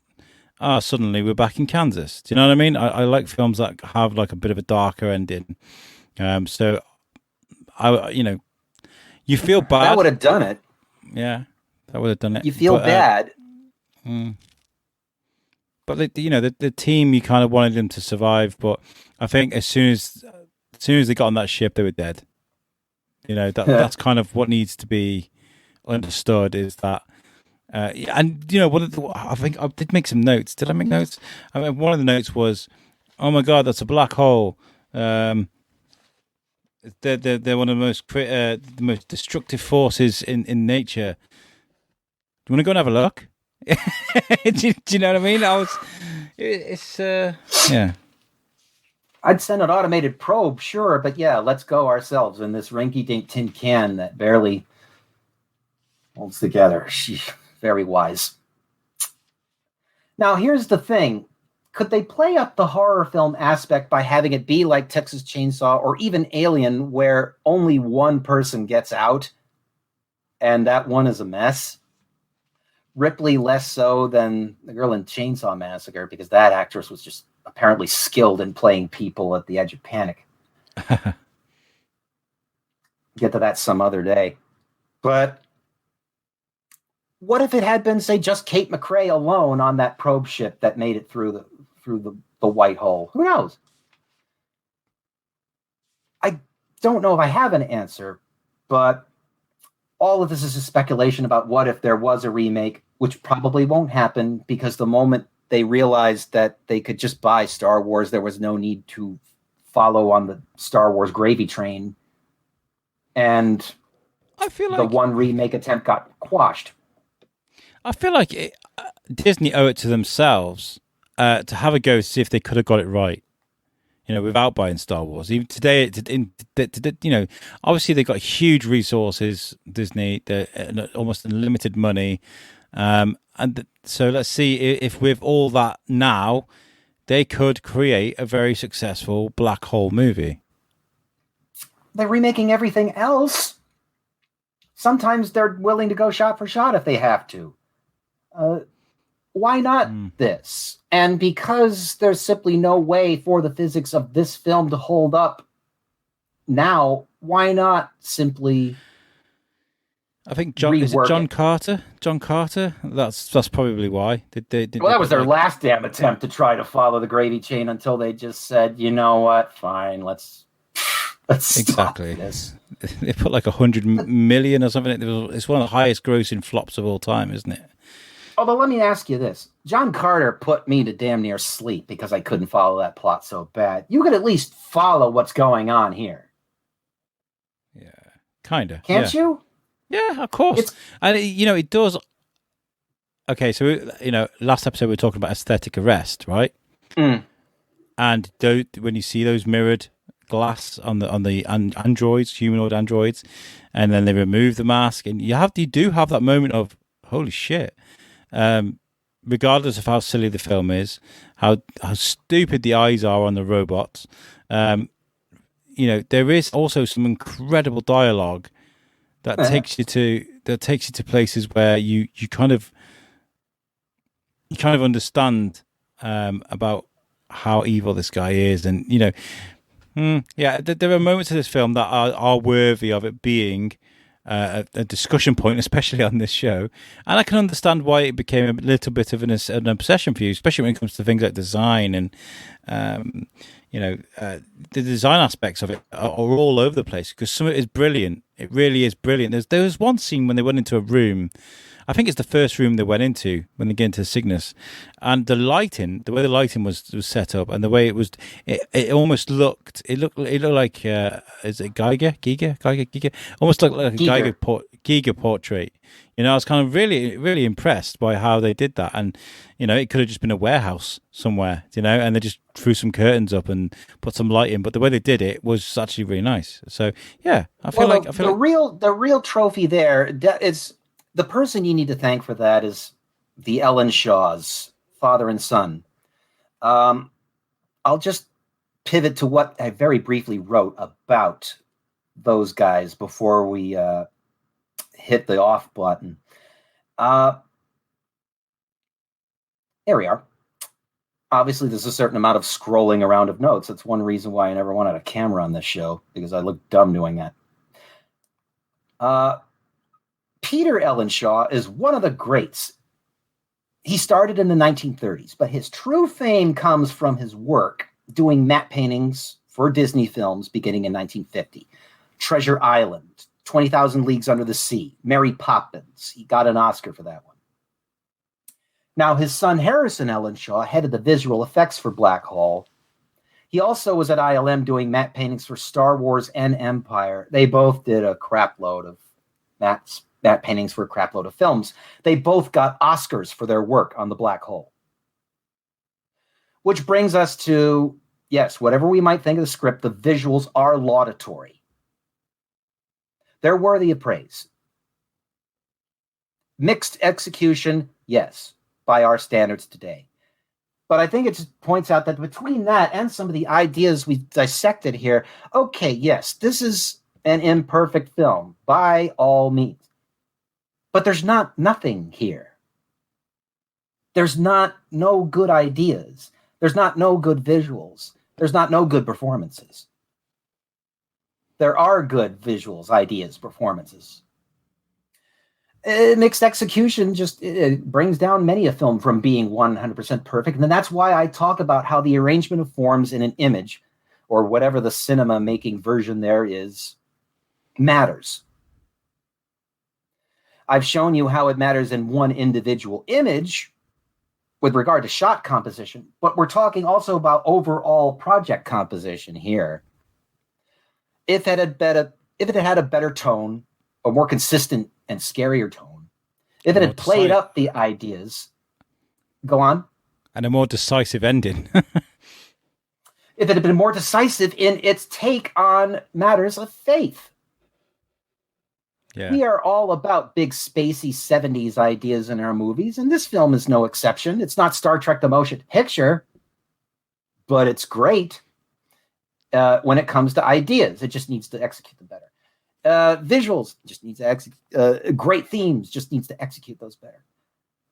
So if we're going to ask why the hell I have carried this film around for longer, perhaps than I should, made it component of my life, perhaps longer than I should, and to a greater depth than I should, it really comes down to it has those nuggets of good in it, and I am prepared to forgive a decent amount if I think there's something there. Yeah. Simple as that. Good. Now, Alex, it really comes down to your take on the film. Well, it's obviously going to be way different than mine, but I want to hear it unfiltered. Go. There are sometimes a small little detail can ruin a film for me. What you were talking about, about space not being pressurized, and something breaks and there's like wind going. The simple things they used to do to simulate something breaking in space. So, is people going to get blown out of the air hatch and stuff? None of that, was good for me. I thought the robot designs were even of that day. I mean, in that day and age, 79, they come up with great concepts for androids, robots, droids in Star Wars, all these sort of things. And so, I think they could have done a lot better with the robots. That with Bob and Vincent, the eyes for me they're just silly. They're just silly because the robot designs themselves for that. Like you said, it's not a bad little design, and you can understand why they're designed that way. And then they just slap these sticker eyes on them, and it's just crazy. Might as well just put boggly eyes on them. The acting I thought wasn't too bad. I thought I've lost my tabs now, but who's the young lieutenant? Well, he keeps they were just like, we're not going to give you any serious dialogue for this. We're just going to give you one. Joseph Bottoms. Yeah, we're just going to give you one. Joseph Bottoms was damn good in Holocaust, the miniseries back in the day. Worth watching. It's this script is not his usual. Yes, he's got quips and that's it. Just as Vincent has just, witticisms and philosophy observations. Is it weird that Vincent reminds me of Andy McElfresh from Edumacation? Did you know if you listen to that show? He doesn't remind you of me? Yeah. I mean, the thing is, I don't know. There was a gentle, but there's a gentle thing of, I don't know. It was just odd. It was just odd. It was obviously made to look really gentle and stuff, but then he starts taking out the big baddies and stuff. You know, it's fair. But what I do want to point out to you, show you, Eric, is what I was doing while you were chatting is I was looking for the toys. Because you know, you'll know. Did this create because I've got pictures here of the old classic toys here. Well, I talk and talk and talk. I give you plenty of time to do it. This looks like the stuff to me. Yeah, I remember that. This collection here, it was on eBay for over £300. Don't you be surprised. As I say, we're in the woodwork. $370. $370. So yes, that's what that is. And Funko did release some black hole Funko Pops. 33. So say about $40. They'll get you a little Vincent. And this one is about the same time. I think this one's about $32. I think Maximilian Funko Pop. I think they're quite cool. They're quite nice, aren't they? Look at that. They're good designs for robots. Yes, the googly eyes. I don't think anybody's complaining about Maximilian looking stupid, though, are we? That was pretty creative. They were like, "Have you got any electric whisks lying around?" We use that. So why didn't he run away? He's got those blades coming towards you. He's like, it's a bit like Austin Powers with a steamroller. No, you know what? Just dodge out the way. Done. You know. Now this guy would be like Ed 209 these days, wouldn't he? Or a Dalek, I suppose. You know, Dalek. I hope not. Exterminate. Oh God, that's a different kettle of fish. At least for better or worse, Maximilian can navigate stairs and things. But no, I do thank you for not letting me watch, but encouraging me to watch this film.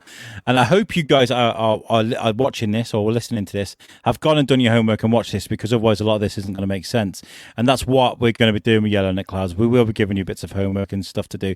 And we also talked as well last week about possibly bringing on some art projects and things, getting you guys to make stuff or us to make stuff. And I thought that was a very exciting aspect to this show, because you don't what can you do with a podcast? You can sit and you can blast people with facts, you know, shoot them straight in the face. Fact, bam, or we could all go and learn together by showing people what we've done. And you know, how cool would it look if on our Instagram and Facebook, hit you in the face, I gently wipe your face with facts. With one of Maximilian's blades, just gently in the cheek. Gentle. Thank you very much for that, Eric. That was really good. Well, did I mind the hell out of a film that didn't? This is longer, in fact, than the film. I just checked the clock. It's longer than film. Well, you know, that was 90 minutes in and out. Here we are at 150. I mean, what you've done is you've taken what I considered not to be a terrible movie, but a film that just couldn't get it right, and you've added that it was nearly something very, very special because of some of the components that they had in there, but there was just some of the other components that just ruined it a little bit, you know.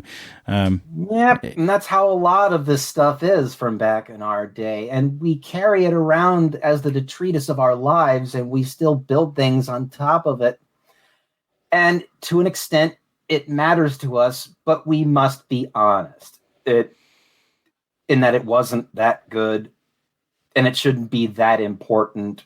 I acknowledge the dumbness of it, that I've elevated it to this level.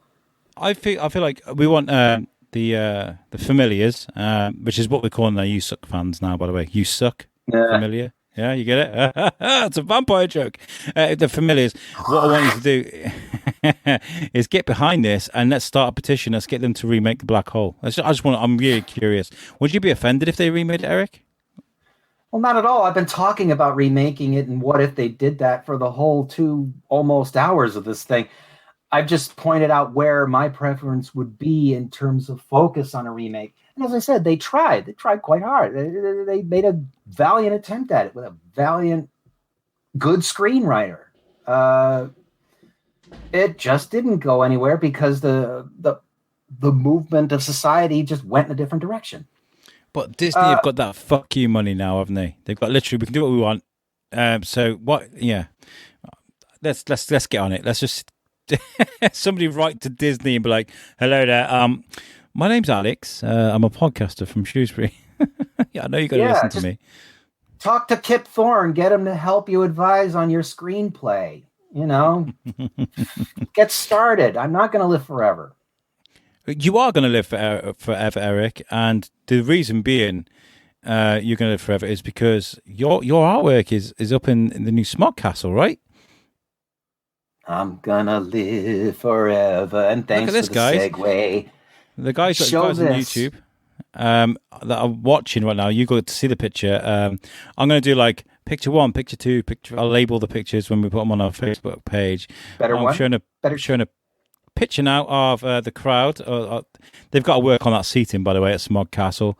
That does not very comfortable at all. But I guess it's all new. It's all new. Now, for those of you who don't know what you're looking at, Kevin Smith filmed the original film Clerks in the building that he worked at, which had both a video store and a Quick Mart in it, convenience store in it. Over time, the store stayed. They bought the video store and they made it into this Smog Castle, a New Jersey-based podcast theater where podcasts can be recorded. And obviously, they had to decorate it with stuff in addition to the monitors on the side featuring the handsome face of Mark Bernardin. So various pieces of art were chosen, obviously from Kevin's home collection. Now, if hanging in Kevin's own home is first prize, this is a magnificent second prize to be put at the capital, ground zero of the Universe itself, to be put in the very building Clerks 2, and now Clerks 3, as of this week's announcement, will be filmed. And I am beaming in the knowledge that my work sits there. That's like having it sit at Eden, you know, or the point of the Big Bang. And look at the people in that crowd. You know, you got Josh Roush there, Mike. Who else is there? There's some familiar faces in that crowd. But yeah, what a great legacy, hey? So, and I therefore tip my cap to and extend my thanks to Kevin for this singular honor. Not singular because multiple artists are there, obviously, but I feel like it's a special one. And I was talking to you. I was talking to my son. He's 16. He's come to stay with me for a couple of days. About you, Eric, and how we met and how I knew of you and how you came to be on my show. And he's like, Dad, one day you're going to be so famous. Look at this. Look at this. Look what you've done. And I was just like, what? I was like, me and Eric have put this together ourselves. Like, but you know, that's how privileged I am to have you on the show, Eric. You know, because you're a star. You're a star, man. All things of importance begin, generally speaking, with one or more persons getting together to just do something. Keep that in mind. That's how it starts. Absolutely. Well, look, and I'm not saying this like I'm some hero, but yeah, that's a maxim you guys can adapt. Well, you can be my hero, baby. I can take away the pain. Oh yeah. We don't need another hero. We don't need another way home. Oh, gosh. Right, we've got like 4 minutes before we get a round up on 2 hours. In those 4 minutes, would you mind if I tell the listeners about some things that we're doing, Eric? Please. I've taken up way too much time already. Go for it. Okay, so we have our website, guys. Make sure you check out our website. There's lots going to be going on there soon. Our website is usuknetwork.com. And that's powered by our friends at Web Orchard. If you need a website, make sure you check out Web Orchard. They do a great job. Our website looks fantastic. You can play all of our audio on there. You can find out a little bit about all the hosts. We need to put something up there about you, Eric, now, because you are part of the USUK team. And we are doing something very special indeed. soon. But first, actually, I need to tell you about one of the shows that I do as well, which is What's the Difference podcast with my pod brother, Tom Bruno.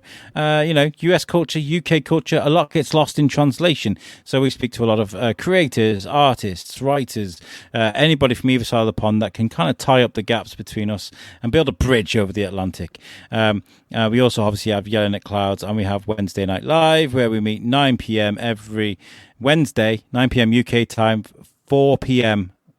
Eastern time, and that is just a live show where we meet up. It's almost like meeting up at the pub, catching up with your mates. That's what we do there. But also we have an amazing event coming up for you guys, and in September, and that is Pod Aid. I can say this now. On the 29th of September at 9 a.m. I'm going to go live, and I'm not going to stop until 9 a.m. on the 30th of September. And this is in order to raise money for Lingen Davis, who are a local cancer fund here in Shrewsbury. And the reason I'm doing this is because I want to encourage all content creators out there in the world to go out there and do something positive for your community. So Pod Aid is going to be a thing that's going to grow every year. And next year, we're going to come back and we're going to challenge people to do better than what we've done. So we have 24-hour-long slots with some great guests. Erik is going to be one of them with JC Reifenberger, right? Reifenberg. That's his name? The owner of the Scum and Villainy podcast, JC Reifenberg, and we shall meet on the honorable field of battle and exchange Star Wars trivia. Great. And I expect him to bring his A game and definitely impress me. I hope I can impress him in turn. I very much look forward to the Good Nature Challenge and just interacting with him. He has had a great series of accomplishments, and it will be an honor. As time goes by, because I know this is going to be released in about a month from when we're recording it, there's going to be changes. So we've got like a text to donate number. We're going to have changes to the schedule. We've got lots of comms going on for Reach are fantastic. Reach Media are our PR, marketing, comms experts, and they're sponsoring our event. So they're doing all our artwork, logos, and they're running our social media too. So there's going to be lots of developments. So please go to Pod Aid on Facebook, Instagram, LinkedIn, and there's also our YouTube channel. We need as many subscribers as possible on our YouTube, and I know that's really odd to ask. Is this YouTube page sat there with no content on it, but we need your subscriptions so that we can do more with the page, if that makes sense. So we're begging people, basically, if you can subscribe and we just wait for the magic to happen, we would appreciate that. So that's Pod Aid on YouTube. So yeah, I ain't too proud to beg if it's for a good cause. Please, everyone out there, do what you can for this. It is a noble cause. It's worthy of your attention. Thank you, Erik. I appreciate that. Right, should we get out of here? We've been doing this for 2 hours now, mate. Yes, let's. Don't worry, folks. The next one will be certainly briefer and a lot simpler than this. I promise mercy, folks.